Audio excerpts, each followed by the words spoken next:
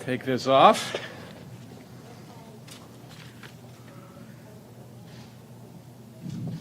Are we ready? Fire away. Go. Okay.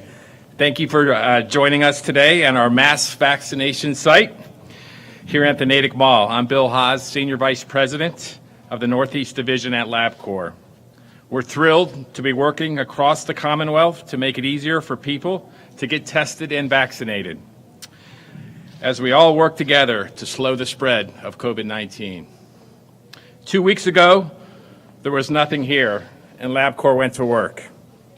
This quick transformation of this old Sears store is a great example of how LabCorp works with federal, state, and local leaders across the country to develop thoughtful and creative solutions to expand access to testing and vaccines. This week, we are vaccinating 100 people per day here in Natick, while we are getting hundreds of nurses and nursing staff trained and ready. Next week, we'll ramp up to 500 per day. And by April, our goal is to be vaccinating up to 5,000 per day, 7 days a week. On behalf of LabCorp's 70,000 employees, I'd like to thank Governor Baker, Lieutenant Governor Polito, Secretary Sutters for being part of this event. Also in attendance today, we have Representative Linsky and Senator Roush. Thank you for being here. This LabCorp vaccination site would not have been possible without the support of the Department of Health, our community partners at Metro West Medical, Ava Collins and Steve Baraletti, who are providing staff, vaccine storage, and supplies. A big thanks to hundreds of LabCorp physician customers, clients in the area who've helped us supply and recruit nursing staff. Brookfield Properties, Jennifer Kearney and her team, thank you very much. They've provided, obviously, this space, but so much more they've done over the last 2 weeks getting ready. And our heroes at the Natick Police and Fire, as well as a Brewster Ambulance. All three are supporting us with staff and on-site emergency personnel. And a special thanks to Chief Hicks of the Natick Police. And of course, our generous residents who have supported LabCorp and turned out to support us during this event. So it's a true community effort, one we are honored to be a part of. We are humbled to work with all of you and appreciate the opportunity to use our scientific and our population health expertise to improve the health and improve the lives of the great people of Massachusetts. Together, we will slow the spread of this virus. It's now my pleasure to introduce Governor Baker.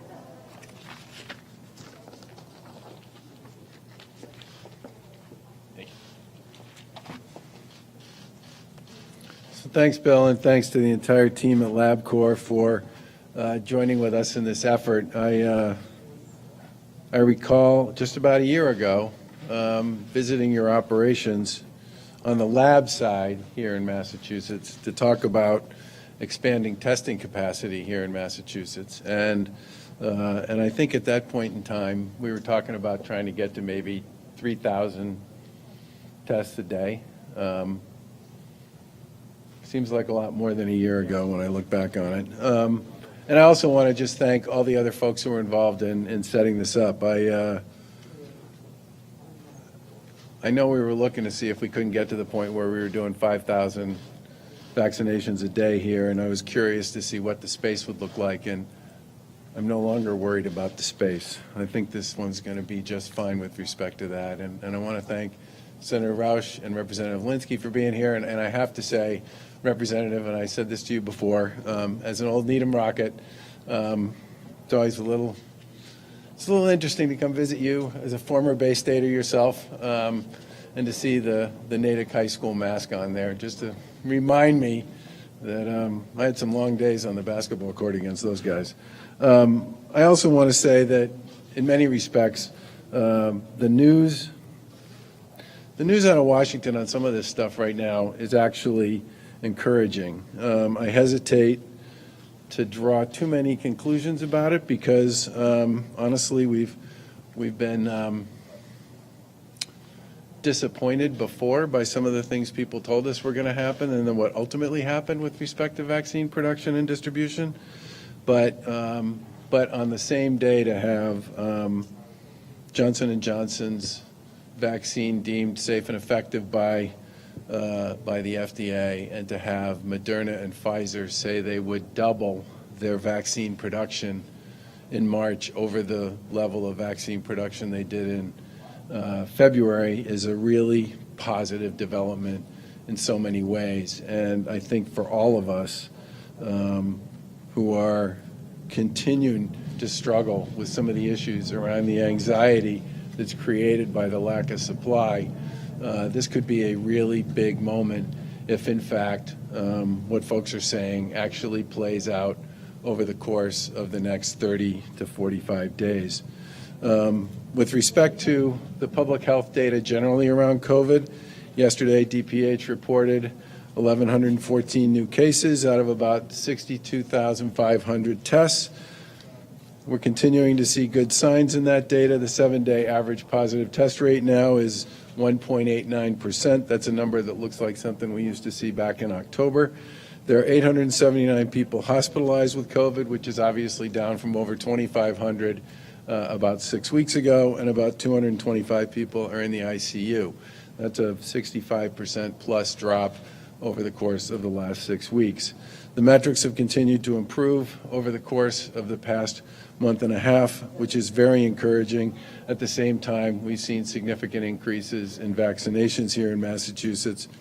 As of yesterday, the vaccination report indicated that we've received about 1.7 million doses of vaccine, and about 1.4 million have been put into somebody's arm. That's about an 85.5% administration rate, a number that's continued to climb over the course of the previous few weeks. We are number one among our peer states, the 24 states that have more than 5 million people, in vaccines dosed, first doses delivered per capita, and nationally we are currently in the top 10 for all 50 states and have been there for the past several weeks. And as of this past Friday, over 300,000 residents over the age of 75 have gotten their first dose in Massachusetts. That's a number that's north of 60% of that population.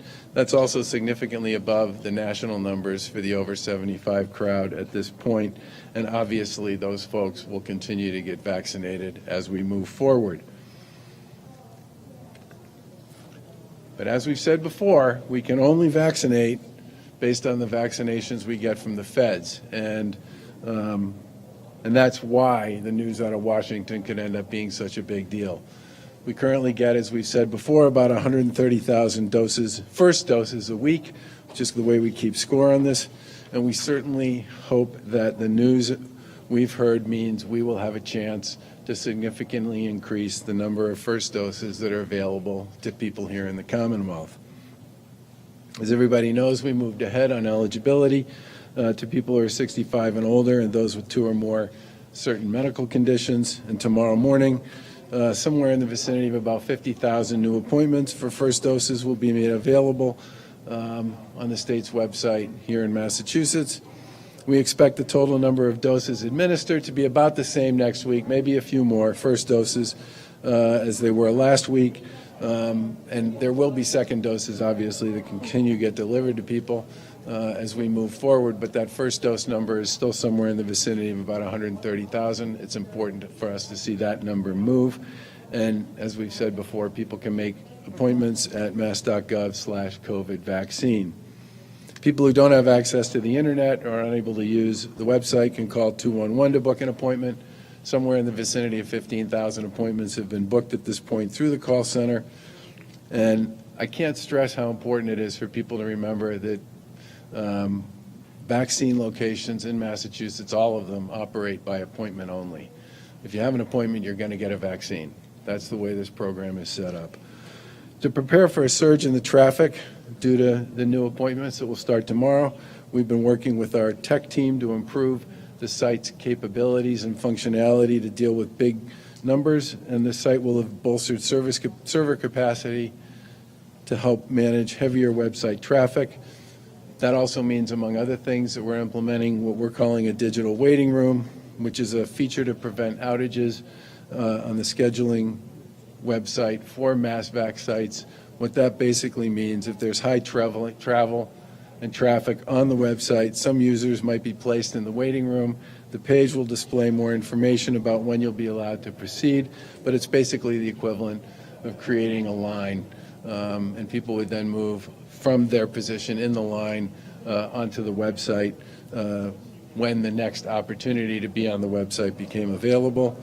It's designed to basically keep the site running and operating and to make sure people can get through and have a smooth and uninterrupted experience.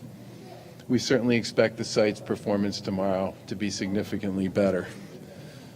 Appointments will obviously be booked quickly. When you have 50,000 appointments and somewhere around 1 million people who will be looking for them, we anticipate they'll go fast. But as we've said before, the whole issue here requires a certain amount of patience. And I know everybody would like to get vaccinated immediately if they qualify.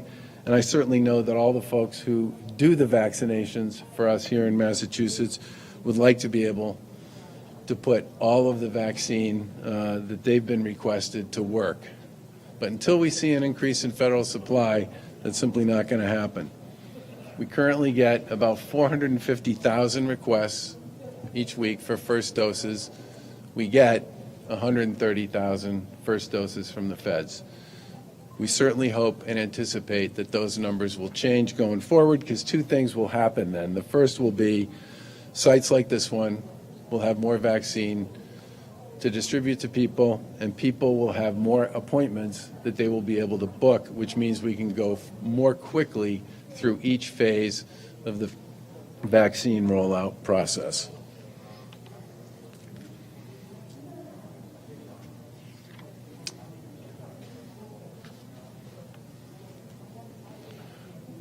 If we don't see an increase in vaccine, we expect it'll probably take about a month for everybody who's currently in phase 2, this step in phase 2, to get an appointment.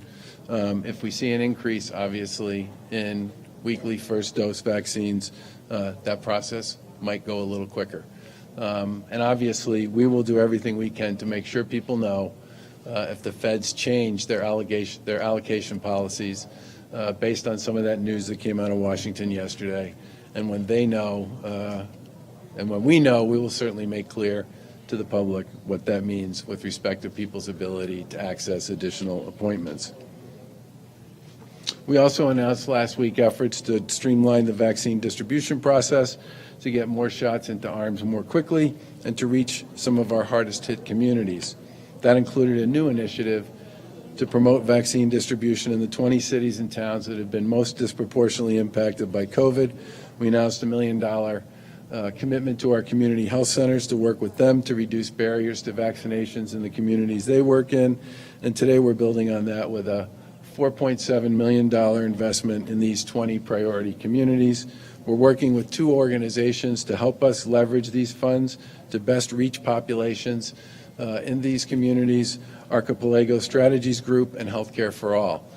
Both of these organizations are extremely well known to the communities that they will be working in. And these funds will be used to work with local leaders and community and faith-based organizations to strengthen existing efforts to reduce barriers to vaccination and to increase awareness about the efficacy and safety of the COVID-19 vaccine. This will include multilingual vaccine awareness events, services to help people navigate logistical barriers to the vaccine, especially people who are homebound or otherwise unable to get to a particular location, and others who might find certain kinds of challenges in front of them that need to be dealt with. The awareness efforts will complement the $2.5 million public awareness campaign with respect to vaccine hesitancy that's already running here in Massachusetts. In a minute, Secretary Sudders will talk a little bit more about these efforts, which will strengthen our focus on these 20 communities, the people who live in them, and the important issues associated with encouraging them to get vaccinated when they are eligible. We'll also focus on ensuring that our local partners can continue to help us open more vaccine sites statewide for our residents. Currently, about 95% of our population lives within a 45-minute drive of a mass vac site or within 30 minutes of a regional site. To make the vaccine more accessible, we're working with municipalities to help them develop additional regional collaboratives that can quickly and effectively administer vaccine. Those collaboratives will enable local officials to work with the vaccine process and to support players in their areas while ensuring that we continue to have a high-efficiency distribution system. Regional collaboratives must meet certain criteria, have the ability to vaccinate a minimum of 750 people per day for 5 days a week, and they have to be open to all eligible people in the Commonwealth. And today, Lieutenant Governor will talk a little bit more about the 11 regional collaboratives that are already in place and a little bit around some of the rules and the details associated with those initiatives. They cover, in many respects, many parts of Massachusetts that have a lot of geography and have proven to be very effective at delivering vaccine. Obviously, I can't thank all the staff and the volunteers at these sites across the Commonwealth for the work that they're doing to make sure that we continue to put every dose we get into somebody's arm when it's available. And I think in many respects, the work that's been done here in Massachusetts over the course of the past year, as we've all worked on COVID, is just another indicator of the way the people in Massachusetts have come together to deal with this. We still have a way to go, but I just have to close by saying that the data on positive test rates, the data on hospitalizations, the data on many of the elements associated with COVID presence in the community here in the Commonwealth has been moving in the right direction now for over a month. The vaccine program has ramped up to the point where over 1 million people have received their first dose here in Massachusetts. Many of our most at-risk and vulnerable populations have been vaccinated. And if the feds can amp their supply up a bit, we absolutely have capacity here in Massachusetts to absorb that supply, turn it around, and put it in people's arms so that we can continue to expand our vaccinated community here in the Commonwealth. And with that, I will turn it over to the LG.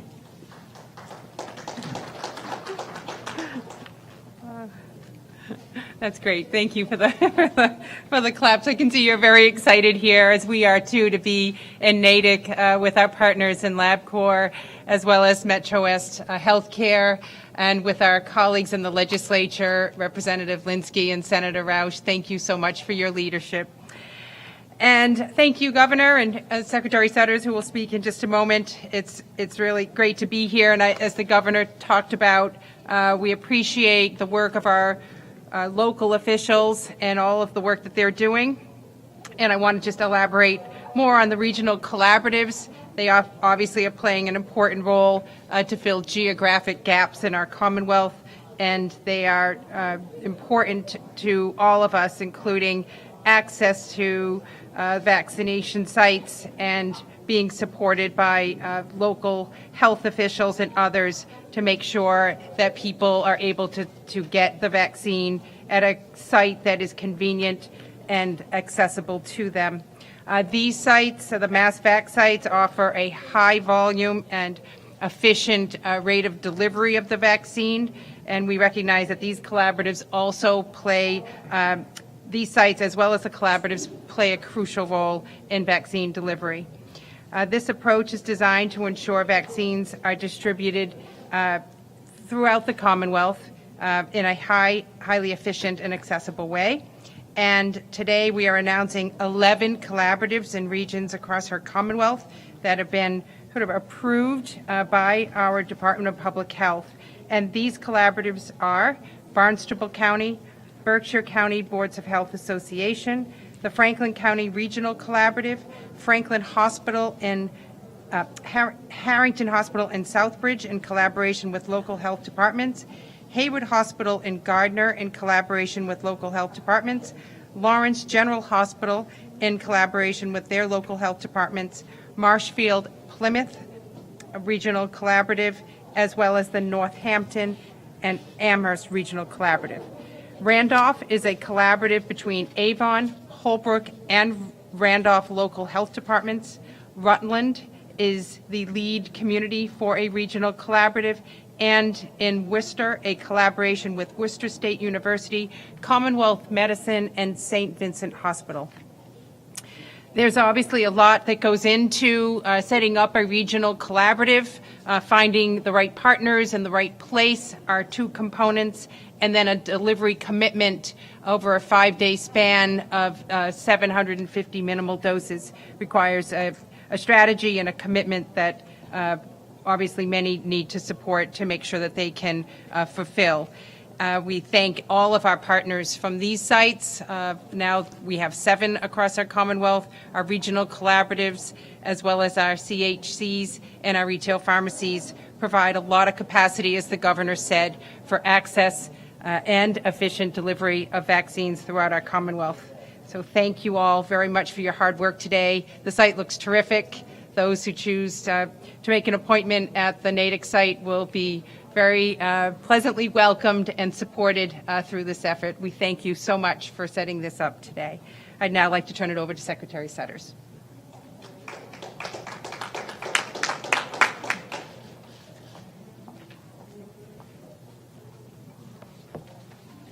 It was truly hard to imagine what this, I received photos of like the empty space, and so to actually walk in and see it filled is really remarkable. So thank you for that. Governor, Lieutenant Governor Bill, and to all of your colleagues at LabCorp and Metro West and the City of Natick, thank you so much for what you're doing here in Natick. This morning, still morning, I'll give some more details on our commitment to vaccine awareness and equity in our most disproportionately impacted communities, and give an update on our call center operations. As the governor indicated, last week we announced the launch of a targeted outreach initiative to the 20 hardest hit communities in the Commonwealth from COVID-19, and today the $4.7 million contract is going directly to support this work. The initiative aligns with our commitment to prioritize health and racial equity and to keep community at the center of our vaccine distribution plan. The Department of Public Health is partnering with the 20 cities and towns most disproportionately impacted by COVID to listen, to bring boots on the ground in order to address vaccine hesitancy, to increase awareness of the vaccine's safety and efficacy, and hopefully to reduce the barriers to vaccine acceptance. The work will be done with the help from Archipelago Strategies Group, which is a minority business enterprise in the Commonwealth, and with support from Healthcare for All, and launches this week and will continue through at least June 30th of this year. Archipelago specializes in grassroots mobilization, partnering with local leaders, local community organizations, and media partners to develop community-based solutions. And as many know, Healthcare for All provides high-touch support for priority communities, including direct service support, community organizing, education, and outreach. The Department of Public Health will work with local leaders and community and faith-based groups to overcome these barriers. Outreach will focus on helping to increase the awareness about where, how, and when to get the vaccine, and navigate logistical barriers for community members, homebound seniors, and other individuals with questions or concerns about eligibility, registration, and access. And just to remind you of the 20 communities, they are Boston, Brockton, Chelsea, Everett, Fall River, Fitchburg, Framingham, Haverhill, Holyoke, Lawrence, Leominster, Lowell, Lynn, Malden, Methuen, New Bedford, Randolph, Revere, Springfield, and Worcester. This initiative will ensure our communities most disproportionately impacted get the assistance and support that they identify that they need to ensure that we can vaccinate as many residents as possible. We are committed to the efficient, effective, and equitable administration of vaccines across our Commonwealth. Now, an update on the call center. Since the launch of the COVID-19 vaccine scheduling resource line, otherwise known as the call center, on February 5th, there have been 171,000 total calls. Between February 5th and 17th, the center averaged about 4,500 calls per day. And since we launched the newest priority group last week, volume increased to an average of 24,000 calls a day. 12,000 appointments have been booked for folks utilizing the call center, and any person who has challenges with using technology, any person who's eligible can use the call center. Even with the high call volume, the average wait time has remained about 4 minutes or less. A reminder that this call center, as I said, is for any individual eligible for vaccine who does not have access to internet or a computer. And you can reach the call center by dialing 211 and following the prompts for appointment booking.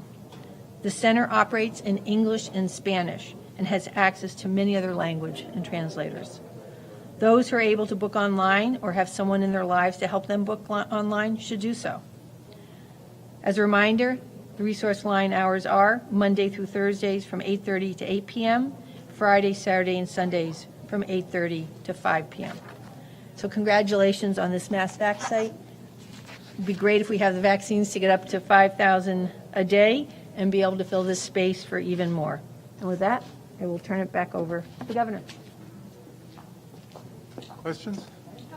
What will tomorrow look like? You talked about some website improvements. What's it going to look like tomorrow? Is it going to be a lot simpler, a lot easier? People aren't going to have to worry about the website crashing? I think a lot of the work that's been done over the past week has been designed specifically to make sure that the website can handle extraordinary volume over a very short period of time, which is basically what happened last week.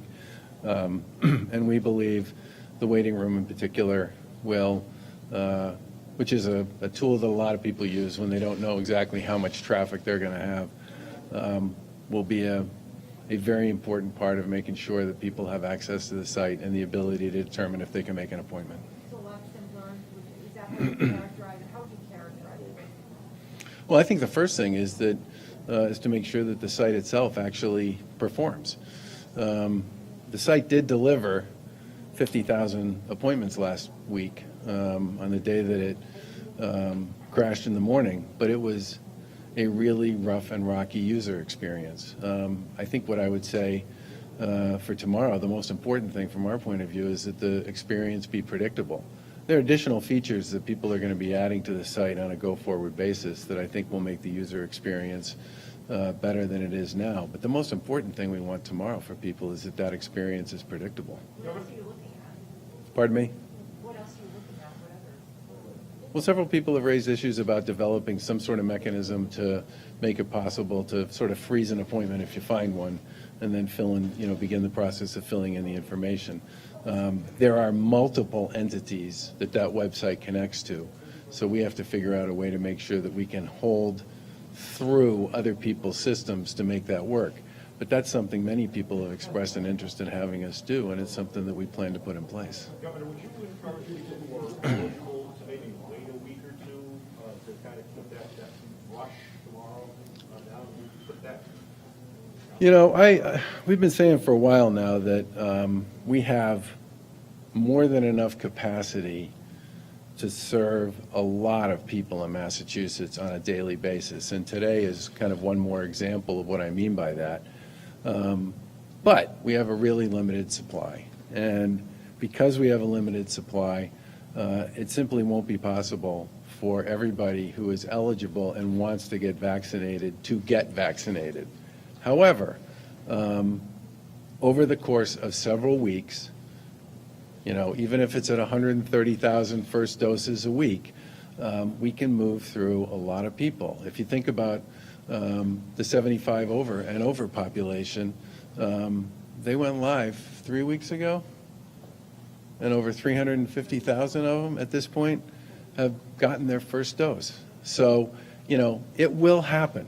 The big issue is it just takes longer than anybody would want it to. If the news that came out of Washington actually translates into really significant increases in supply that are being made available to states and to vaccination sites and providers and everybody else around the country, starting in March, is real, and J&J is in a position to actually start distributing and enhancing their manufacturing capability, we might end up in a point where we would have enough vaccine to actually service the capacity we've already got in place, which would significantly improve how fast people could get their appointment, how fast they could get through the system, and would make everybody a heck of a lot happier. But But I do think if you don't get an appointment tomorrow or over the weekend, the message I would say is you will, right? You will get an appointment. If you look at this from the beginning, 1.1 million people in Massachusetts have been vaccinated since this started at the end of December. People will get an appointment. They will get vaccinated. The real big outstanding question is how much capacity are we going to have from the feds, and how fast is the amount that we get from them going to go up? When do you hear from the feds the next number? Is that a Wednesday night thing? I think isn't it a Wednesday night thing? Yeah. I mean, the number we're getting next week, I think is 139? Is that right? 100 of first doses? So it's the same number, the supply hasn't changed. What the federal government has indicated is the expectation that every Pfizer vial now should have 6 doses rather than 5. So it looks like we're getting a little bit of an increase. So there's no difference in the supply amount, but the expectation that every vial of Pfizer should have 6 doses. Instead of 5, yeah. Starting next week. Governor, we can just talk about reopening. If you ended your comments with the health data doing really well for the last few weeks. Capacity, more things opening. People have been asking us, business owners wanting a breakdown. We've been cooperating, get the numbers down. We've been working through a bunch of issues with a number of folks in the employer community about this, and we will have more to say about it this week, but it won't be today. Governor, could I ask you about the timing? Last week you had said 8 a.m., you might want to check that, and then, it was crossed. Some people told me there were appointments there at 6:15. Yeah, they went early. Are you reluctant to release a time because of this cross for people? Well, keep in mind that we're a conduit to some extent for a number of different organizations and entities that make appointments available through that site. CVS makes appointments available through that site. Walgreens makes appointments available. The regional collaboratives that the Lieutenant Governor talked about makes appointments available. The mass vaccination sites make appointments available. And because there are a lot of different entities that are making appointments available, we don't always have the ability to issue an edict on when those appointments go up. And so what I would say is I don't want people staying up until midnight and trying to get on the site then. But what I would say is I think people should anticipate that over the course of the morning tomorrow, the various players and entities that participate in offering appointments on that site will be making appointments available. But the mass vaccination appointments, are those your call, may eligible ones? They'll probably go over the course of the morning as well. Governor, how would you roll Johnson & Johnson in? I know like Fenway, I think that's Pfizer, how would Johnson & Johnson kind of roll into the system? I think it would depend to some extent on how much volume we're talking about with respect to their performance out of the gate. I do think one of the things we'll talk to everybody who's part of that supply chain about is I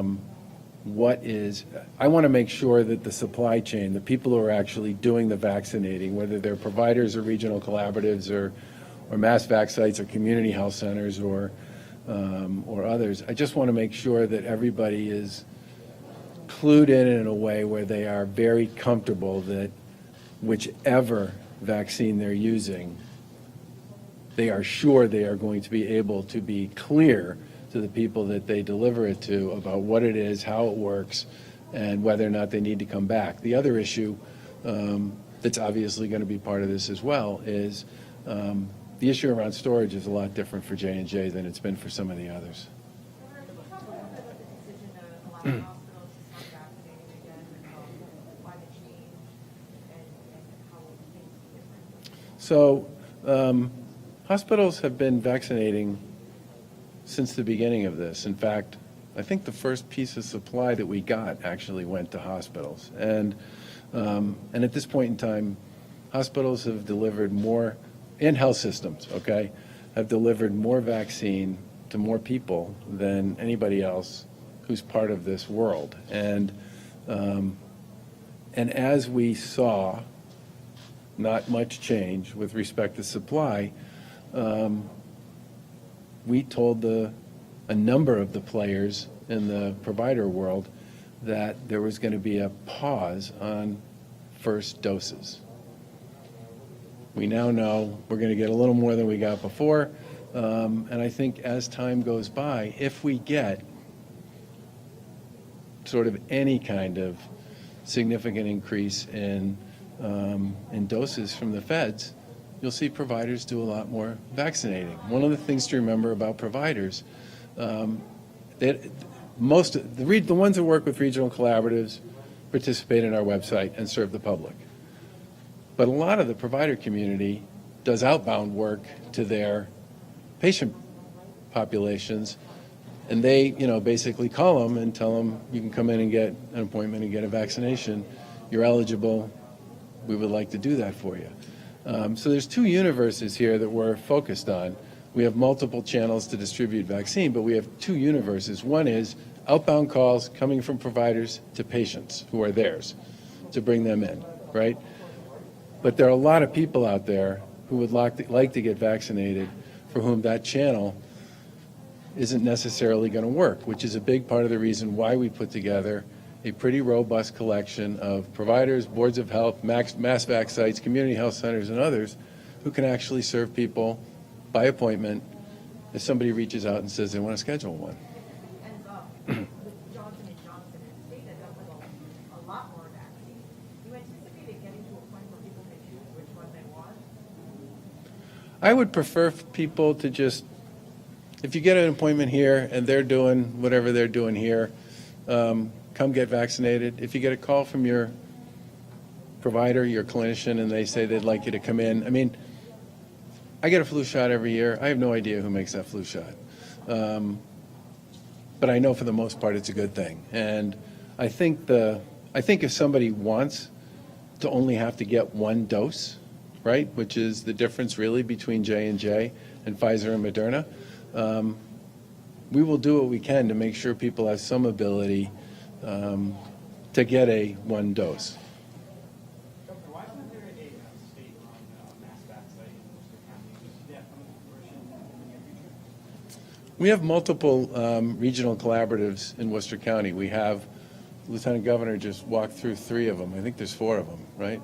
There's one with Harrington Hospital in South County. There's one with Haywood Hospital in North County.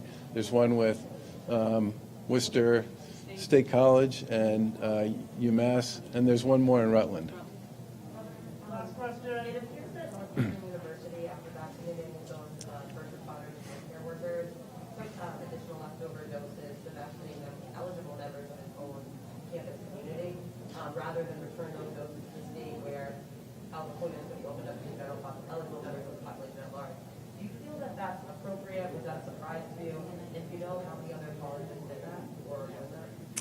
I think I'm going to let the Secretary take this one. We did a little homework on this yesterday. My answer is, well, I'll let Mary Lou speak to it.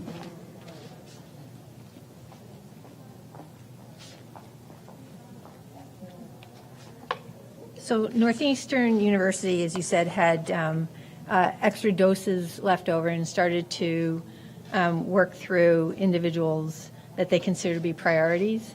And about 2 or 3 weeks ago, when we had conversations with Northeastern, we actually moved some of their product to some community health centers, but ensured that they had second doses, so people who had their first doses would get fully vaccinated.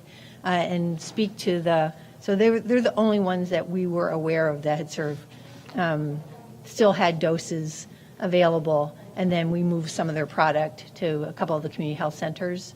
And so they're just finishing off fully vaccinating people that they had started with. And I do not have information that others, we work a lot with the universities and the like, and we appreciate Northeastern not wanting to waste doses. Are you able to talk about tomorrow some of the main points that you really want to get across to the legislators? We've been, the Lieutenant Governor and I have been talking about COVID in all of its charming forms for the better part of the past year, every Monday with the legislative leadership, whether it's about money or about testing or about capacity or about guidance for employers or about vaccines, Secretary Sutters does a call every 2 weeks with everybody in the legislature, off which there are many follow-up communications that come from our administration. You know, the official sort of ask a question and get an answer in 48 hours document at this point since the start of the COVID pandemic is way north of 1,000 questions and 1,000 answers. We've been in regular contact and regular communication with the legislature about all of this stuff for a year. And I think part of the interest in the legislature on this, which is a good thing in my view, is starting to have discussions about the go forward, right? How do we make sure that we deal with all the issues associated with sort of the turning of the page? Not once the page is turned, but the turning of the page, which is sort of where I hoped, God, we are now in this process. And I think that's a perfectly appropriate kind of conversation for us to be having.